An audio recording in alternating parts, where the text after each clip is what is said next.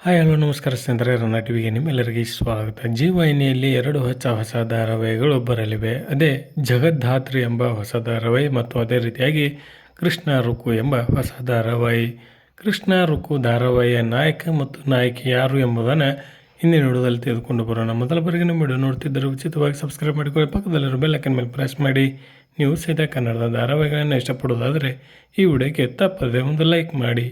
ಜೀ ವಾಹಿನಿಯಲ್ಲಿ ಹೊಸದಾಗಿ ಆರಂಭವಾಗಲಿರುವ ಕೃಷ್ಣ ರುಕು ಧಾರಾವಾಹಿಯ ನಾಯಕಿಯಾಗಿ ಕಲರ್ಸ್ ಕನ್ನಡ ವಾಹಿನಿಯಲ್ಲಿ ಪ್ರಸಾರವಾಗುತ್ತಿದ್ದ ರಾಮಾಚಾರ್ಯ ಧಾರಾವಾಹಿಯ ಚಾರು ಪಾತ್ರಧಾರಿ ಮೌನಾ ಗುಡ್ಡಿಮನಿ ಅವರು ಈ ಧಾರಾವಾಹಿಯಲ್ಲಿ ನಾಯಕಿಯಾಗಿ ಕಾಣಿಸಿಕೊಳ್ಳಲಿದ್ದಾರೆ. ಅದೇ ರೀತಿಯಾಗಿ ಕೃಷ್ಣ ರುಕು ಧಾರಾವಾಹಿಯ ನಾಯಕರಾಗಿ ಒಲವಿನ ನಿಲ್ದಾಣ ಮತ್ತೆ ವಸಂತ ಧಾರಾವಾಹಿ ಖ್ಯಾತಿಯ ಅಕ್ಷಯ್ ನಾಯಕ್ ಅವರು ಈ ಧಾರಾವಾಹಿಯಲ್ಲಿ ನಾಯಕರಾಗಿ ಕಾಣಿಸಿಕೊಳ್ಳಲಿದ್ದಾರೆ. ಕೃಷ್ಣ ರುಕು ಧಾರಾವಾಹಿಯು ಅತಿ ಶೀಘ್ರದಲ್ಲಿಯೇ ಜೀ ವಾಹಿನಿಯಲ್ಲಿ ಪ್ರಸಾರವಾಗಲಿದೆ.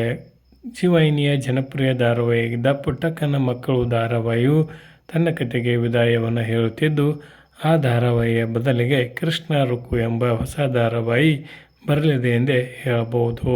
ಇವರಿಬ್ಬರ ಕಾಂಬಿನೇಷನ್ ಹೇಗಿದೆ ಎಂಬುದನ್ನು ಕಮೆಂಟ್ ಬಾಕ್ಸಲ್ಲಿ ತಿಳಿಸಿ. ಧನ್ಯವಾದಗಳು, ನಮಸ್ಕಾರ.